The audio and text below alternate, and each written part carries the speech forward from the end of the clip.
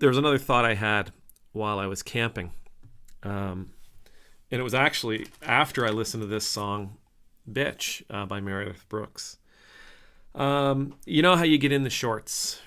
I got to stop saying that because somebody pointed out that it sounds bad. So when you're watching YouTube shorts, you know how when you're watching YouTube shorts, if you watch one particular content and you watch the whole thing, they'll just like, you'll get bombarded by them. Every third one will be this kind of thing. And you know, they're continued, despite the fact that YouTube has a sense because of its algorithm what it is you like to watch. They'll occasionally drop something in that'll be really different and like completely the opposite of what you're actually watching, because they know that you'll watch it too, or they want to see if you'll watch it too. Anyhow, I caught this YouTube short of a fella in a plaid shirt going on about what makes a woman. And apparently there was a documentary. I'll put that in quotes. There was a documentary done about what is a woman. And it's a darling of the right wing. It's a darling of the ultra conservative. You know, they're using it, speaking out against trans women. That no matter what you call yourself, no matter how you self-identify, this is what makes up a woman. Now, I'm not gonna get into that argument. What I find ironic about the argument is what it is to be a man, because these same guys, once you start watching their videos. And again, they're just little 1 minute long videos. I don't think I'd have it in me to watch 20 minutes or 30 minutes of these people talking. But they give you this 1 minute short that sort of concisely explains exactly what they mean and tries to rile up their base, I guess, and tries to tick off their opponents. They also will say, and this is what it means to be a man. Now, what I find interesting is that what it means to be a woman is all sort of based around how you were born physically, but being a man is about your character traits, right? Now, I'm not going to lie to you. This came to me when I was sitting in a chair in like I said, a 12 by 12 cabin on the ocean coast of Nova Scotia, in a place, Shelburne County, on a little piece of land called Hart's Point. And I'm sitting there and I'm eating oatmeal that I didn't cook all the way through because I was just really hungry. And I'm eating, taking a bite of bacon and giving the other piece to Dingo, and I don't know, thinking myself as like a grizzly, the Grizzly Adams 2.0. And again, just enjoying the cold and enjoying the sound of the wind through the trees and enjoying the sound of the rain and the ocean as it was churning against the shore. And I got thinking about those videos and I thought, I wonder, would I be a manly man for being here right now? Would I be considered manly? I mean, I was wearing a flannel shirt. I had a flannel shirt with me. I was wearing a flannel shirt, and I got the beard for it, and the beard wasn't combed, and the beard probably had bacon bits in it, and the beard definitely had oatmeal in it because I dropped oatmeal into it, and I didn't bring a brush or a comb. I didn't have a mirror, so I couldn't clean up all that well. I was eating out of the same dish that I cooked it in. Was that manly enough to be considered a man? I'm 6'2", I'm 240 some odd, 50 pounds, whatever it happens to be. I'm not good in long distances, but on a sprint, I can make a difference. Would I be considered a manly man? Would I lose my man card because I believe that women are people? Would I lose my man card because I believe that men and women are equal? Would I lose my man card because I believe that we are all created in this spectrum.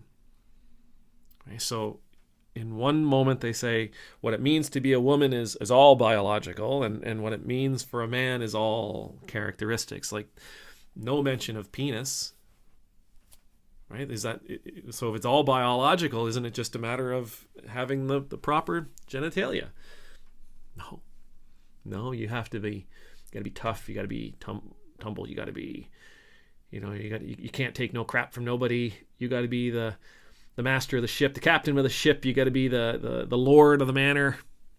You got to, put your woman and your family where they supposed to be, and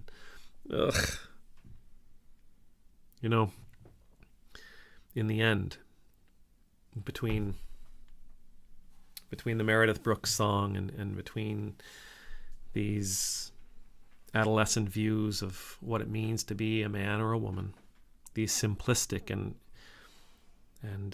hypocritical ways of distinguishing between what is a man and what is a woman, I got thinking about that passage from Genesis.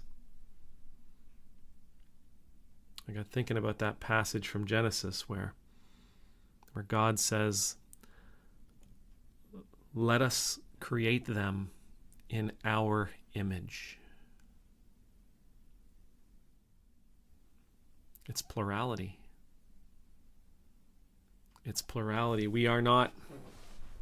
I am not created in the image of God because I am a man biologically. I am not created in the image of God because I am a woman.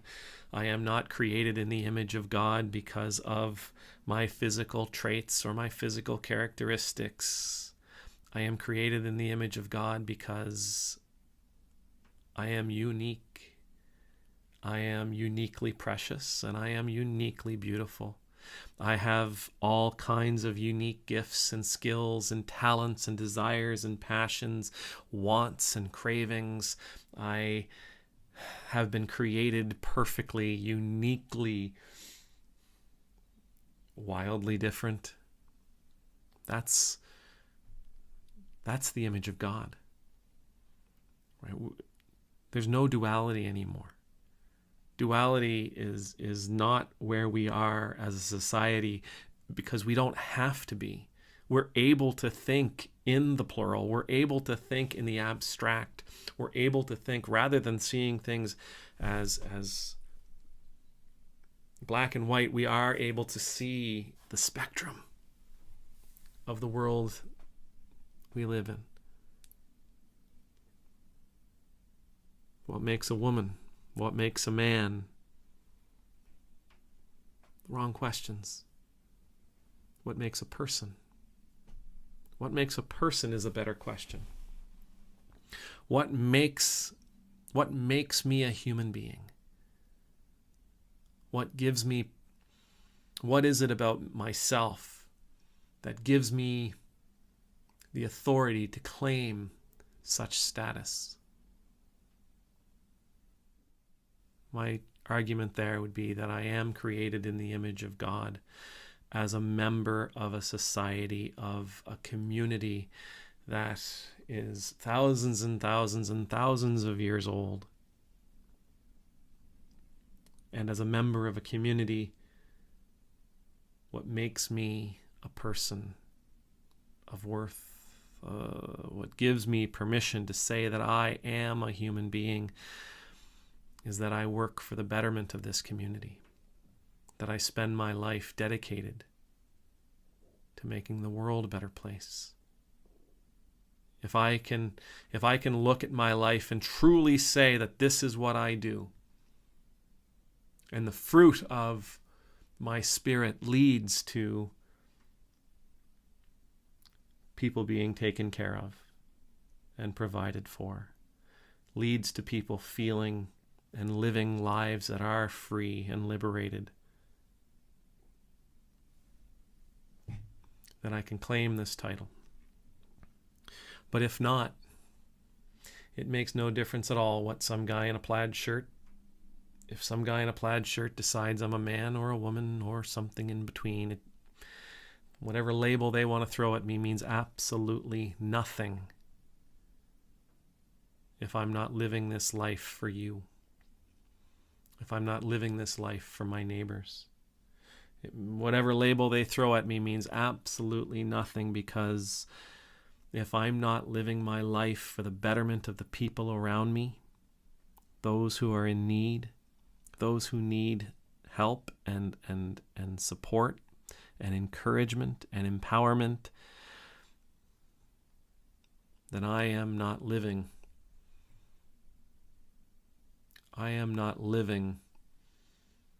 a life that resembles God. Amen.